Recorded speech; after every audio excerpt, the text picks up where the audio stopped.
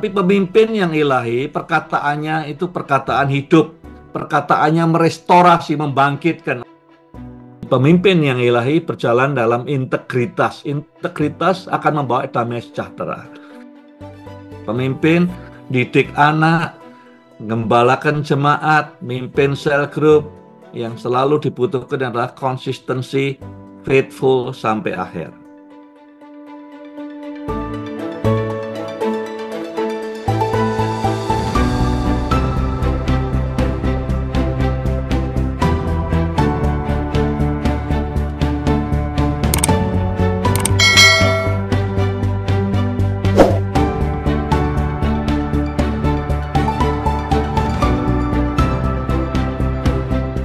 Di dua pasal ini, kita masih ingat Roma pasal 1 itu intinya adalah semua orang yang bukan Yahudi adalah orang berdosa. Ringkasannya seperti itu. Tidak ada alasan mengatakan bahwa aku tidak kenal Tuhan, tidak ada Tuhan, karena dalam Roma pasal 1 dikatakan semua orang lihat ciptaannya aja sudah tahu bahwa Tuhan itu ada. Roma pasal 2, Paulus mengatakan semua orang Yahudi juga orang berdosa. Nah, di pasal 3 ini semua orang adalah orang berdosa. Saya beri judul pasal 3 dan pasal 4, sikap radikal terhadap janji Tuhan. Jadi untuk seorang pemimpin ilahi, pemimpin Kristus, modal paling besar adalah percaya pada janji Tuhan. Karena Tuhan itu setia, apa yang dia janjikan pasti dia genapkan. Kalau ada orang pemimpin yang jatuh, bukan karena iblisnya makin kuat, tidak. Karena dia lupa janji Tuhan, tidak menghormati janji Tuhan, tidak percaya bahwa Tuhan akan menggenapkan janjinya. Sikap radikal dalam terhadap janji Tuhan. Nah, seperti yang saya katakan tadi, ayat penting di dalam bab 34 ini adalah Roma 3:23. Sebab ini kenapa kita butuh Tuhan Yesus, tidak peduli seberapa baik pun kita, ya. Mungkin sudah sejak kandungan kita pikir kita ini anaknya orang Kristen, tetap dikatakan sebab semua orang telah berdosa dan tidak dapat mencapai kemuliaan Tuhan. Artinya miss the mark, ya. Dalam bahasa Inggrisnya fall short, tidak nyandak untuk mencapai titik megang kemuliaan Tuhan itu. Semua yang kita kerjakan, semua kebajikan, semua kebaikan, semua amal kita dikumpulkan semua selama hidup kita tidak cukup untuk memenuhkan bergabung dengan kemuliaan Tuhan. Itu sebabnya Yesus datang ke dunia, karena apapun yang dibuat manusia, semua agama, semacam apapun agamanya, peraturannya, ya, tetap tidak nyandak. Jadi fall short. Apapun yang kita kerjakan tetap fall short. Itu sebabnya tidak ada yang bisa dimegahkan. Karena semua yang kita terima, pengampunan dosa, keselamatan, semata anugerah. Saudara yang berupaya banyak, yang berupaya kecil, tidak membawa keselamatan kecuali iman dalam Tuhan Yesus Kristus. Nah, kalau sudah perhatikan di Roma pasal yang ketiga, bahas tentang tadi semua orang berdosa. Nah, sebelum di ayat yang kedua, tiga tadi, mulai ayat yang ke-10, Paulus mencoba mengungkapkan, ya, ciri-cirinya orang-orang atau pemimpin-pemimpin yang jahat, yang berdosa itu seperti apa. Ada dua hal yang membuat mereka tidak bisa mencapai kemuliaan Tuhan atau ciri-ciri pemimpin yang buruk. Jadi satu soal mulut, yang kedua soal kaki. Itu yang diungkapkan oleh Paulus dan dia sengaja mengambil cuplikan ini dari Yesaya. Ya, kalau tidak salah pasal 59. Yang pertama, jadi dikatakan di pasal 3 ayat 13a, kerongkongan mereka, ya, their throat, kerongkongan mereka itu seperti kubur yang terenganga. Jadi kata kubur itu digambarkan menelan, ya, orang mati ditelan, dikubur, tidak ada lagi, hilang. Ya. Jadi itu ciri-ciri pertama pemimpin yang buruk, orang yang jahat, yang tidak bisa berbagi kemuliaan Tuhan. Kerongkongan mereka atau yang keluar dari kerongkongan mereka ini seperti liang kubur. Yang diomongkan ini bawa kematian. Sebaliknya, pemimpin ilahi memperkatakan hidup. Waktu saya baca ini, saya diingatkan di Yohanes 11, waktu Yesus berkata pada Lazarus, Lazarus keluar, keluar dari kubur. Ya, mereka memperkatakan hidup. Apa yang keluar dari mulut itu menghidupkan, membangkitkan. Orang pemimpin yang buruk yang keluar dari mulutnya itu mematikan. Ya, buat orang masuk liang kubur. Saudara tidak perlu punya senapan eh, otomatis seperti di Amerika. Mulutmu ini lebih berbahaya lagi, bunuh orang dan punya potensi bunuh tiap hari tanpa dimasukin penjara. Ya. Jadi mulut pemimpin yang buruk itu menyebabkan kematian. Matinya bisa mati semangatnya, mati confidence-nya, mati passion-nya, mati visinya, atau juga mentalnya mati. Ya, banyak orang yang kelihatannya masih hidup padahal sudah mati, sudah tidak ada semangatnya, tidak ada energinya, tidak ada inspirasinya lagi, asal jalan. Tapi pemimpin yang ilahi, perkataannya itu perkataan hidup, perkataannya merestorasi, membangkitkan. Orang yang sudah hilang semangatnya bisa bangun lagi. Orang yang sudah tidak punya harapan hidup bisa punya lagi. Orang yang sudah jenuh, tidak ada visi, bisa punya visi lagi. Jadi hidup dikeluarkan dari liang kuburnya. Yohanes 6 ayat 6 sampai 8, waktu banyak orang meninggalkan Tuhan Yesus, jawab Yesus bertanya kepada murid-muridnya, kalian tidak mau pergi juga? Jawab Simon Petrus kepadanya, Tuhan, kepada siapakah kami akan pergi? Perkataanmu, your words, adalah perkataan hidup yang kekal. Ya, jadi ciri-ciri pertama, bedanya pemimpin yang buruk, yang jahat dengan pemimpin yang ilahi adalah mulutnya membangkitkan semangat, mulut memberikan hidup, speech life, speak life, ya, menyampaikan kehidupan. Yang kedua, dikatakan di Roma pasal 3 ayat 13b, dalam bahasa Inggris, they deceive with their tongues. Jadi pemimpin yang jahat itu lidahnya, dari lidahnya mengalir tipu daya. Ya, demi keuntungan pribadi menyesatkan orang, tipu daya. Jadi tidak ada kejujuran, tidak ada integritas, ya, banyak kebohongan. Sedangkan pemimpin yang ilahi memperkatakan tuntunan dan tujuan ilahi. Perkataan mereka nuntun orang ke jalan yang benar. Nah, kita refleksi, saudara semua ya. Ciri yang pertama, pemimpin ilahi tadi perkataannya membangun, membangkitkan, merestorasi. Perkataan hidup, bukan menyakitkan, bukan bunuh semangat orang. Ya, yang kedua, ciri-cirinya adalah perkataan mereka nuntun.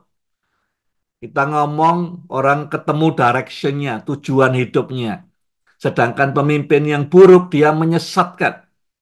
Dua-duanya mungkin titelnya sama, dua-duanya mungkin ngomongnya dengan sangat meyakinkan, tetapi kalau pemimpin jelek, ya, dia lidahnya penuh tipu daya, bohong, menyesatkan. Sedangkan pemimpin yang benar itu seperti tongkat gembala. Ya, dikatakan eh, dalam Pengkhotbah 12:11, the words of the wise prod us to live well. Prod itu seperti tongkat yang untuk mengarahkan kuda atau sapi supaya tidak nyasar kanan kiri. Ajaran orang-orang bijak bagaikan tongkat seorang gembala. Ya, ujungnya ada runcingnya dikit, ditepukkan pelan-pelan di pantatnya sapi atau kuda untuk mengarahkan jangan sampai kesasar. Jadi perkataan orang bijak dikatakan oleh firman Tuhan itu menuntun kepada tujuan hidup, kepada direction di mana dia direction yang aman. Ya. Yang ketiga dikatakan di Roma 3 ayat 13c, ciri-ciri orang yang tidak bisa berbaur dengan kemuliaan Allah, pemimpin yang buruk, dikatakan perkataan mereka seperti racun ular. Ya. Racun ular, racun itu ya membuat orang sakit, buat orang eh, eh, bisa mati juga, tetapi bisa meracuni pikiran, bisa bingung, ya gila. Sebaliknya, pemimpin ilahi memperkatakan grace, kemurahan. Perkataan mereka menyehatkan pikiran dan menguatkan jiwa. Efesus 4 ayat 29, ketika kamu berbicara, jangan sampai kata-kata kotor keluar dari mulutmu, atau kata-kata yang menyakiti hati orang. Tapi bicaralah seperlunya, supaya perkataanmu menolong, mendatangkan kebaikan, dan menguatkan orang-orang yang mendengarnya. Ini bedanya. Ya, pemimpin yang buruk, yang jahat tadi, ya, lidahnya itu seperti racun, ngeracuni pikiran kita. Ngeracuni pikiran bisa benci pada si A, bisa merasa tersaing dengan si B, dan segala macam. Racun. Ya. Tapi perkataan pemimpin yang baik itu membangun, menguatkan orang-orang yang mendengarnya.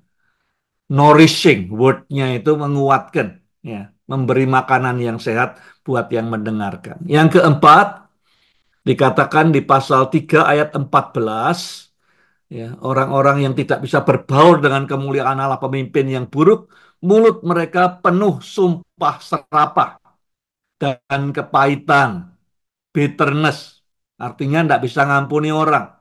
Nah, kalau saudara ketemu dengan orang yang selalu aja komplain, selalu sumpah serapah, selalu aja penuh kepahitan, saudara tidak akan tahan lama-lama. Orang seperti ini akan menghabiskan energi saudara. Tiap kali ketemu, baru 2-3 menit yang keluar adalah ya complaining, bitterness, sakit hati, tidak bisa ngampuni orang, jelekin orang, segala macam ini. Saudara akan drain. Tidak usah 5 menit, cepat-cepat pergi karena saudara akan kering tidak lama lagi. Ya. Tetapi sebaliknya pemimpin ilahi memperkatakan berkat. Perkataan mereka penuh kemurahan dan pengampunan. Amsal 16 ayat 24. Perkataan yang menyenangkan itu seperti sarang madu, manis bagi jiwa, menyembuhkan bagi tulang-tulang. Ya. Nah, saudara refleksi, ya, apakah saudara tergolong seperti di Roma pasal yang ketiga ayat 13, 14 tadi, mulut kita ini bagaimana? Atau kita adalah pemimpin-pemimpin ilahi, mulutnya menghidupkan, mulutnya menyembuhkan, mulutnya membangun, ya, mulutnya membangkitkan. Topik yang kedua yang saya bilang tadi, masih di Roma pasal 3 adalah langkah-langkah pemimpin ilahi. Ya, didefinisikan oleh Paulus dalam Roma ini ada dua problem pemimpin ini. Kalau dia tidak mencapai kemuliaan Allah, tidak bisa berbaur dengan Allah, pemimpin yang buruk. Satu mulutnya, kedua langkah kakinya atau arah hidupnya, atau keputusan yang dia ambil. Ya, yang pertama, Roma 3 ayat 15. Dikatakan kaki mereka bergegas menumpahkan darah. Their feet are swift to shed blood. Jadi keputusan yang dia ambil, tidak banyak pertimbangannya, tidak pusing orang berkorban, luka, sakit, mati. Ya, pada saat dia memutuskan, tidak ada pertimbangan-pertimbangan yang mendalam untuk itu. Ya, jadi gampang sekali nyakiti orang lain tanpa berpikir dua kali. Keputusannya hanya mikirkan dirinya sendiri.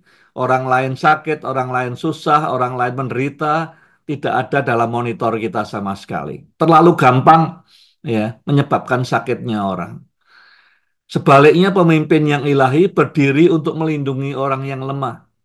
Dari pemimpin yang buruk, yang dikatakan Roma 3 tadi, memanfaatkan orang lemah untuk keuntungannya. Dia tidak pusing orang lemah tergusur, berdarah, mati, tidak pusing. Orang yang pemimpin yang baik justru melindungi orang yang lemah. Mazmur 82 ayat 3, belalah orang miskin dan anak-anak yatim. Berikanlah keadilan kepada orang yang tertindas dan melarat. Ya. Jadi langkahnya beda arahnya. Yang satu adalah menghalalkan darahnya orang-orang yang lemah. Yang satu melindungi orang-orang yang lemah. Itu tujuan hidupnya. Yang kedua, bagaimana langkah orang-orang yang ungodly. Dikatakan di Roma 3:16, kemanapun mereka pergi, mereka membuat kehancuran dan kesusahan. Ya. Kemanapun mereka pergi, mereka membuat kehancuran, kesusahan. Jadi kayak semua yang mereka lewati, sisanya itu cuma ruins semua. Ya. Jadi semua yang mereka lewati, tidak ada yang tambah bagus. Jadi dulu kalau kita ikut Boy Scout camp, diberitahu pas kita pulang, ya, kita tinggalkan tempat ini harus lebih bersih daripada waktu kita datang. Itu pemimpin yang baik. Ya. Pemimpin yang buruk, dia tinggalkan. Saya pernah ngalami misalnya ada orang sewa rumah, ditinggal pergi rumahnya rusak berantakan, tidak dirawat. Tapi ada orang yang good leaders. Dia nyewa rumah dikembalikan dalam keadaan yang lebih bagus. Jadi sama, pemimpin yang buruk, ya pemimpin yang jelek, yang berdosa, yang tidak bisa berbaur dengan Allah, kemanapun mereka pergi ada kerusakan. Ya, berteman dengan orang, ya entah relationship-nya rusak, keluarganya rusak, organisasi rusak, masuk gereja, gerejanya rusak, masuk perusahaan-perusahaannya rusak. Karena orang yang tidak kata Tuhan ini egoismenya akan tinggi sekali. Jadi kemanapun mereka pergi mendatangkan kerusakan. Sebaliknya, kemanapun pemimpin ilahi melangkah, mereka memperbaiki, memulihkan, membangun kembali orang-orang dan komunitas. Yesaya 58, 12b. Kamu akan disebut yang memperbaiki tembok yang berlubang, yang membetulkan jalan untuk ditinggali. Jadi ada di Yesaya dikatakan ada daerah-daerah yang sudah tidak layak tinggal, dihancurkan oleh tentara Babylon, ya Babel waktu itu, habis dibakar, tidak layak tinggal. Ya, jembatannya semua diputuskan, jalannya dirusak. Dikatakan oleh Yesaya, kamu akan disebut, ya, pemimpin-pemimpin ilahi ini, orang yang bangun jembatan, memperbaiki jalan sehingga tempat yang tadi dihanguskan sama sekali sekarang bisa ditinggali lagi. Ya. Orang bisa tinggal nyaman lagi. Kita jalannya, kita bangun jalan, bangun jembatan supaya tempat-tempat ya mungkin gereja yang sudah mati, sekolahan sudah mati, keluarga yang sudah rusak bisa hidup lagi, bisa bahagia lagi, bisa berbuah lagi. Yang ketiga, terakhir, langkahnya pemimpin yang jahat adalah dan jalan damai tidak mereka kenal. Ya. Jadi kemurungsung kemanapun pergi tidak ada damai sejahtera. Ya. Eh, Pindah-pindah gereja, berkelahi di gereja A, berkelahi di gereja B, ya, pindah pelayanan, berkelahi di pelayanan A, pelayanan B, ya, karena tidak ada damai sejahtera Tuhan yang memerintah hidupnya. Sedangkan pemimpin ilahi berjalan dalam integritas. Ya, bukan jalan yang berliku-liku atau menyesatkan. Siapa yang berjalan dalam kejujuran, Amsal 10:9, berjalan dengan aman, peaceful, dikatakan. Tetapi dia yang membengkokkan jalannya akan ketahuan. Jadi pemimpin yang ilahi berjalan dalam integritas. Integritas akan membawa damai sejahtera. Tidak selalu membawa berkat materi banyak, tapi yang jelas hidup berintegritas itu tidak dikejar-kejar ketakutan. Ya. Kalau sudah dikejar ketakutan, tanda tanya, apa hidup dengan integritas tidak? Langkahmu integritas tidak? Atau ada yang sudah sembunyikan atau palsukan atau sesatkan? Ada satu poin lagi yang saya mau berbagi dengan saudara tentang Abraham. Dikatakan di pasal 4 Roma berbicara tentang Abraham dan imannya. Ya. Standing on the promises of God. Berdiri kokoh, berdiri secara radikal di atas janji Tuhan. Yang pertama dikatakan di Roma 4:21. ia yakin sepenuhnya bahwa Allah mampu melakukan apa yang telah dijanjikannya. Jadi Tuhan ngomong ya bahwa kamu akan menjadi bapak dari segala bangsa. Abraham percaya dan dengan dia tidak ada ragu sama sekali. Ya percaya saja. Orang percaya itu dia menghormati yang ngomong, bukan karena enak didengar telinga. Itu artinya saya menghormati mereka. Saya katakan bahwa perkataannya itu sangat-sangat kuat, tidak mungkin tidak dideliver. Demikian juga kalau kita ini berkata ya, mempercayai janji Tuhan, itu kita respect, honor. Ya, ada dua hal yang saya rasa Tuhan senang. Satu adalah hati yang mencari Tuhan. Di Yesaya Tuhan bilang Tuhan marah karena orang Israel kelihatannya datang ke tempat ibadah tapi hatinya tidak ingin kenal Tuhan lebih. Ya, bukan cuma datang aja tapi pengen kenal Tuhan lebih. Itu adalah korban persembahan. Yang kedua adalah kalau kita percayai Tuhan. Ya, Ibrani 11 berkata tidak mungkin kita bisa nyenangkan Tuhan kalau tidak ada iman. Jadi kalau kita beriman pada Tuhan itu kita honoring God, hormat pada Tuhan. Kita tahu bahwa Tuhan omongannya itu bisa diandalkan.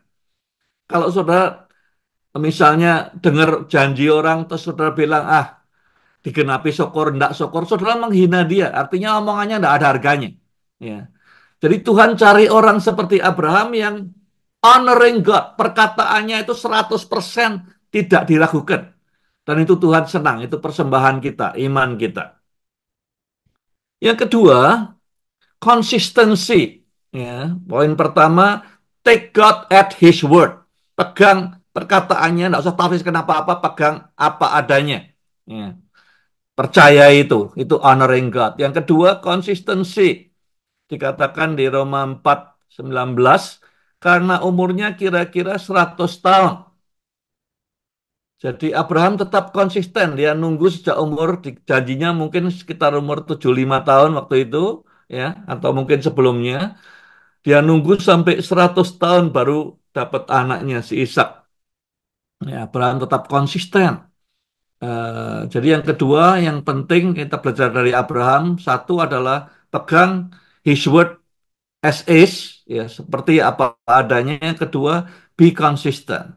Ya, mulainya baik, jangan sampai akhirnya tidak baik. Ya, nomor dua, belajar dari Abraham, konsistensi. Pemimpin, didik anak, Gembalakan jemaat, mimpin sel grup, yang selalu dibutuhkan adalah konsistensi, faithful sampai akhir. Yang ketiga, dikatakan di Roma 4:19, Abraham pada waktu itu tahu bahwa ia sudah tidak mungkin lagi mempunyai keturunan, sebab badannya sudah terlalu tua dan umurnya sudah hampir 100 tahun. Lagi pula, Sarah istrinya itu sudah mandul. Ya. Jadi Abraham mencapai titik di mana secara manusia tidak ada lagi kemungkinan firman itu terjadi. Titik nol, sama sekali nol. Ya. Tuhan bisa enggak sih kasih Abraham anak waktu umurnya 80 tahun? Tentu bisa. 77 tahun bisa, 90 tahun bisa. Tapi dia nunggu 100 tahun sampai di titik di mana Abraham tidak punya satu titik pun untuk berharap secara manusia bahwa janji itu akan terjadi. Nah, banyak kali hal-hal besar dalam kehidupan kita, Tuhan bawa kita ke titik ini. Titik di mana harapan kita kepada yang lain sudah tidak ada lagi. Hanya kepada Tuhan kita berharap. Secara manusia tidak ada lagi. Hanya kepada Tuhan kita berharap. Dan kita berkata, ini pasti Tuhan. Ya. Setiap kita akan menghadapi itu karena Tuhan sayang pada kita. Ya, dia ingin dia dimuliakan seutuhnya atas hidup kita. Keempat, ya, pemberian yang terbesar dikatakan di Roma 4 ayat 3, Abraham percaya kepada Allah dan itu diperhitungkan kepadanya sebagai kebenaran. Abraham melihat bangsa Israel lihat hadiah terbesar itu bukan tanah perjanjian. Hadiah terbesar itu bukan keturunannya yang banyak, ya, di Timur Tengah, di Arab, semua keturunan Abraham, bukan. Hadiah terbesar adalah bahwa dia dinyatakan oleh Tuhan sebagai orang benar. Bapak semua orang benar. Bapak semua orang beriman. Pernah enggak, saudara? Ya, begitu menghargainya. Ya, dikatakan Abraham begitu menghargai, dinyatakan benar oleh Tuhan. Hal yang lebih penting daripada semua berkat keturunan, walaupun dia pernah takut nanti warisanku ke hambaku. Dia pernah takut, tapi hadiah terbesar dari Tuhan adalah dinyatakan benar di hadapan Tuhan. Dalam hidup saudara, ya, yang saudara anggap paling besar, apakah berkatnya, suksesnya, keturunan atau apa, atau dinyatakan benar oleh Tuhan. Ya, dinyatakan benar oleh Abraham lebih daripada semua yang lain. Deklarasi Tuhan bahwa Abraham ini orang benar karena dia percaya. Ini refleksi, artinya saudara bertanya ke dalam pertanyaan ini. Ada enggak, pernah enggak ya Tuhan janjikan sesuatu dalam hidup kita atau ada firman-Nya yang Tuhan pakai untuk menguji iman kita, tes kita, kesabaran kita, ketekunan kita. Ya. Lihat ke dalam, refleksi, ada enggak? Apakah saudara sudah melihat jawabannya atau belum, tidak jadi masalah. Tapi berbagi bahwa ya saya mengalami tiba di titik di mana secara manusia tidak mungkin lagi. Pernah tidak bawa Tuhan bawa kita ke titik nol dalam hidup kita, entah dalam kehidupan keluarga, finansial, pelayanan, pekerjaan, di mana kita tidak bisa berharap siapa-siapa lagi.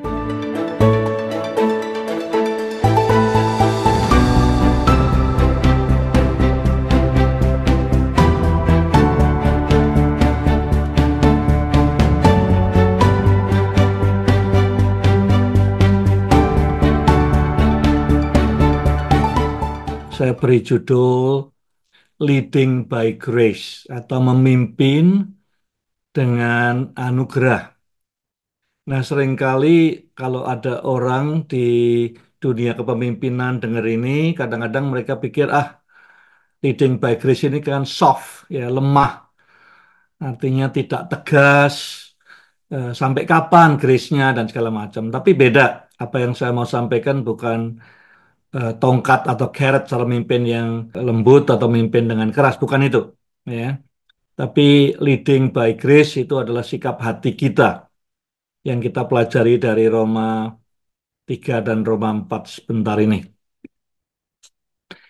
Yang pertama, ada 4 poin yang mau saya sampaikan.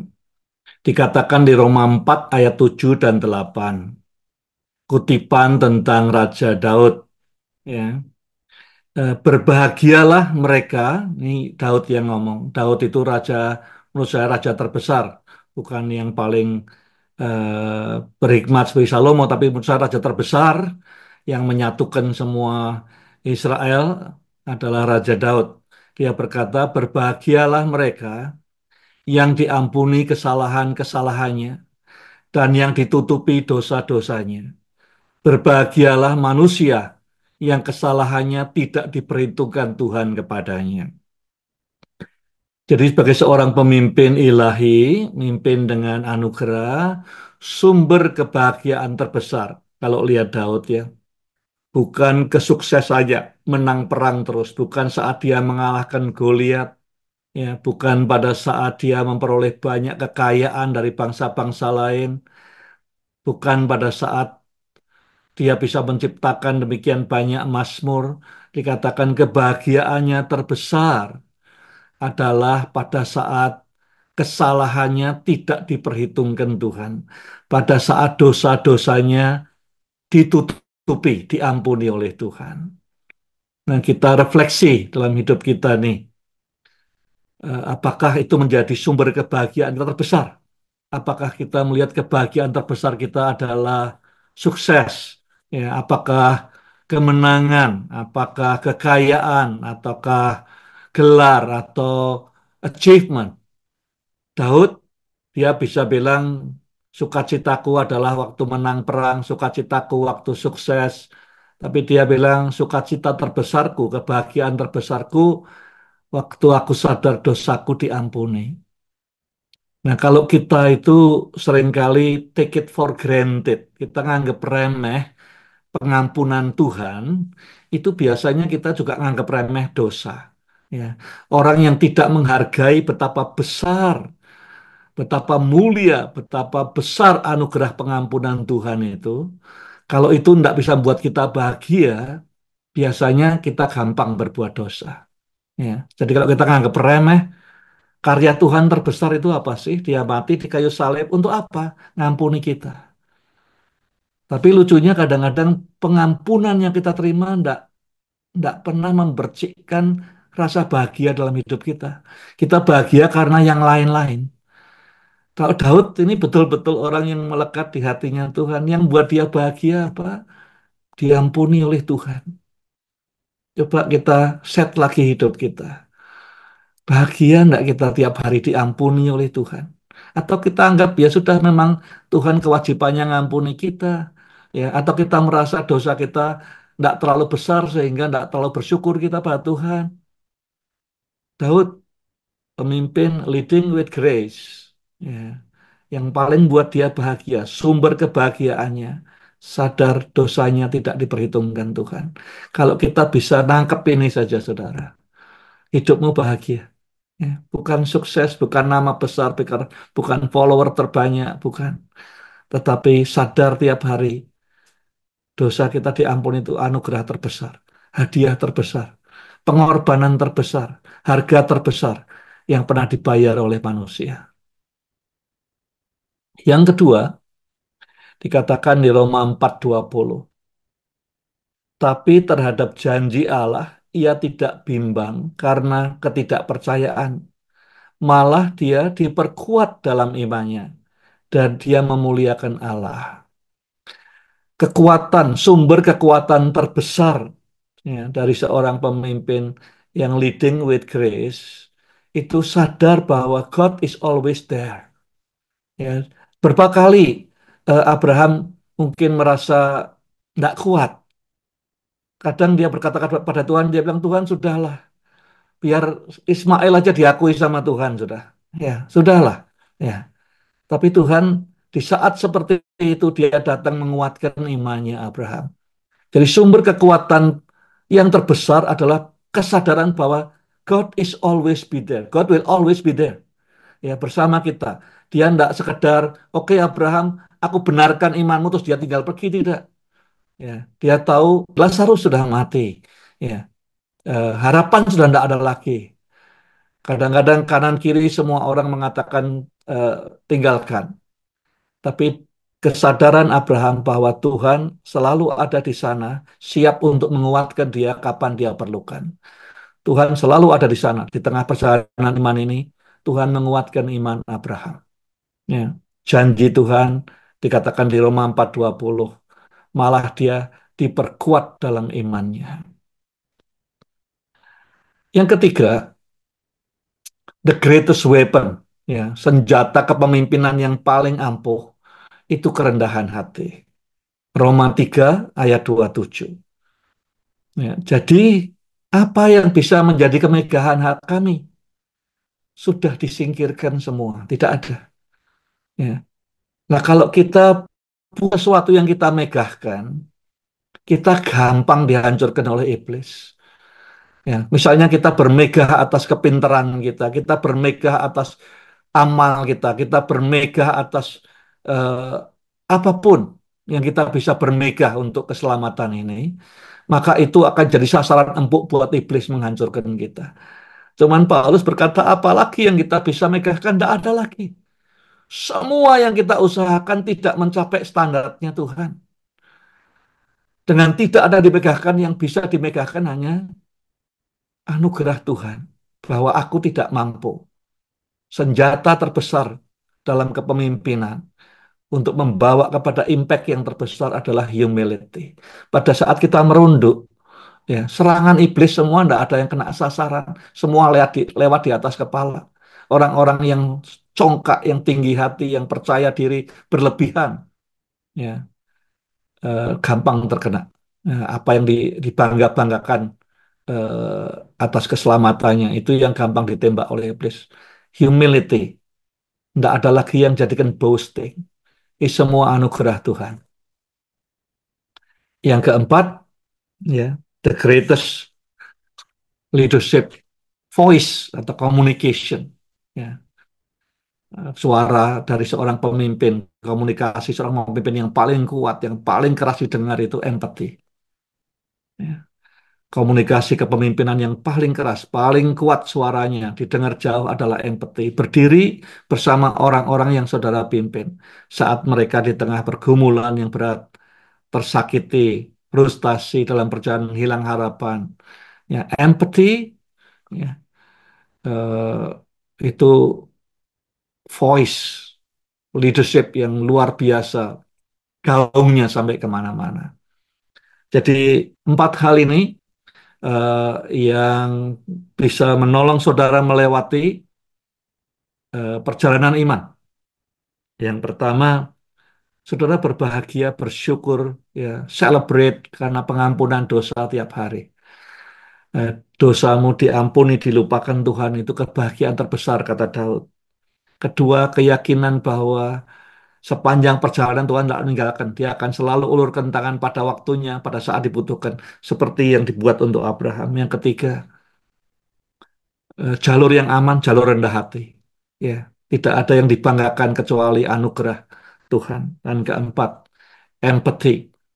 Ya, sehingga kekuatannya kalau sudah mengidentifikasi dengan semua orang yang lain, orang-orang yang takut akan Tuhan, walaupun mereka menderita, susah, frustasi, maka mereka akan mengidentifikasikan diri juga bersama saudara dalam perjalanan iman ini, sehingga kita tidak berjalan sendirian.